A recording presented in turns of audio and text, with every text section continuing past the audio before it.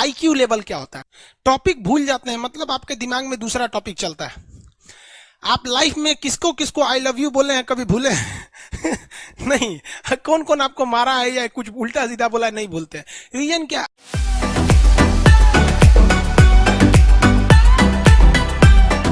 IQ level क्या होता है? ब्रेन का सबसे महत्वपूर्ण हिस्सा जो होता है सेरिब्रम होता है। सेरिब्रम ही हमारी मेमोरी को कंट्रोल करके रखता है। जिसकी मेमोरी अच्छी होती है उसे पढ़ाई लिखाई की चीजें, हर चीजें याद रहती हैं। तो इसको नापने का भी कोई ना कोई एक यूनिट होना चाहिए ना। जैसे हम आपको गेहूं देंगे तो तुरंत उसको किलो में नापिएगा, चावल देंगे तो किलो में नापिएगा, कपड़ा देंगे तो मीटर में नापिएगा, गैस देंगे तो वॉल्यूम में नापिएगा, एमएल में नापिएगा, लीटर में पानी नापिएगा। उसी तरह से हम कितना देर याद रखते हैं इसको काटेक्स में नापते हैं। जिसका काटेक्स ज्यादा उसको कहते हैं कि ससुरा बहुते इसका दिमाग तेज है, यानी इसका आईक्यू लेवल ज्यादा है।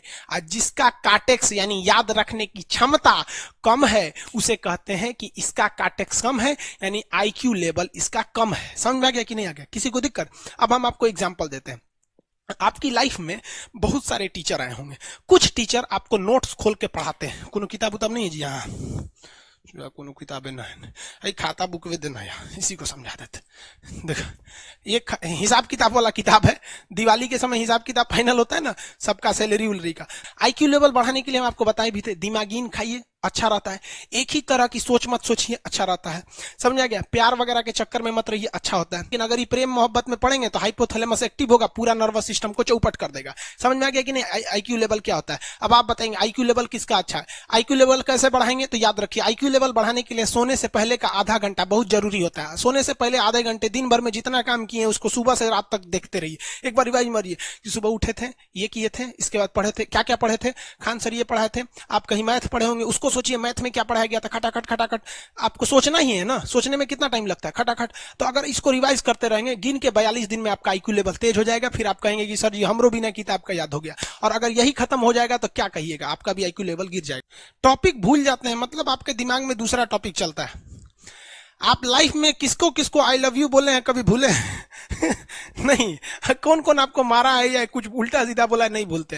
रीजन क्या? आप कितनी बार किसी चीज को रिवाइज मारते हैं। 21 दिन के अंदर अगर आपका दिमाग कभी किसी चीज को रिवाइज मार दिया ना, तो फिर वो भूलने नहीं देगा अगले 2 महीने तक। यानी हर 21 दिन पे उसको रिवाइज मारते रहिए, मारते रहिए, मारते। और अगर हर 7 दिन पे मारेंगे ना तो वो एकदम फिक्स हो जाएगा, एकदम फिक्स हो जाएगा। हम लोग को क्या है भैया, दिन रात पढ़ाते पढ़ाते पढ़ाते पढ़ाते आदमी पगला जाता है। इसलिए अब कोई नींद में भी पूछेगा खान सर स्वायत्त तंत्रिका तत्व किसे कहेंगे, स्वायत्त में कुछ नहीं आएगा, ये आ जाएगा आपका सिंपैथेटिक और पैरासिम्पैथेटिक, बस यही आ जाएगा। क्यों इतना जल्दी जल्दी जल्दी जल्दी रिवाइज मारा आदमी? ये हमारा सब कॉन्शियस माइंड में घुस गया है। सब कॉन्शियस, देखिए कॉन्शियस माइंड उसे कहते हैं जिस पर हमारा कंट्रोल रहता है। जैसे हमसे कोई पूछेगा कि आप भी अगर पूछेंगे कि खान सर जो 1 हफ्ता क्लास नहीं लिए थे कहाँ थे, तो हम सोचने लगेंगे ये स्टूडेंट है, इससे हर बात क्या बताएगा आदमी कि किस डॉक्टर के पास थे, कहाँ गए थे। नॉर्मल बोल देंगे बाबू थोड़ा सा मेडिकल हेल्थ इशू था इसलिए चले गए। लेकिन अगर मम्मी पापा पूछेंगे तो हर चीज बताएंगे। तो जो चीज हमारे कंट्रोल में नहीं रहता है वो उसे क्या कहते हैं, सब कॉन्शियस माइंड। जैसे कोई हमारा नाम पूछेगा, खटाक से बता देंगे खान सर, समझ में आ गया कि नहीं आएगा?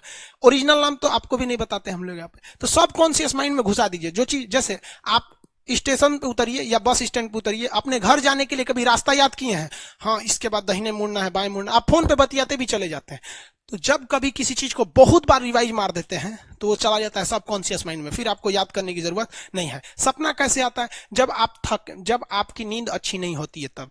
नींद प्रॉपर लिया कीजिए, नींद में कोई कमी नहीं आनी चाहिए। आप जिस दिन बहुत ज्यादा थके रहेंगे उस दिन कोई सपना नहीं आता है। हम लोग का जब ऑफलाइन क्लास रहता था, सुबह 7 बजे से रात 9 बजे तक पढ़ाता था आदमी, जो ने करवट सोता था उधरे उठ जाता था, सपना का नाम ही नहीं आता था। समझ में आ गया कि नहीं? सपना वगैरह नहीं। एक चीज पूछ रहे हैं सर, कोमा क्या चीज होता है और सर दर्द क्यों करता है?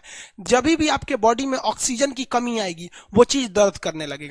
जैसे आप दौड़ेंगे तो आप सांस ज्यादा नहीं ले पाते, ऐसे लेते हैं तो बॉडी में सांस नहीं पहुंच पाता और हाथ पैर में आपके लैक्टिक एसिड जम जाता है, जिसलिए दर्द करने लगता है। तो जब कभी भी मेहनत करने लगेंगे या फिर एक दब हो जाएगा तो ब्रेन दर्द करने लगता है।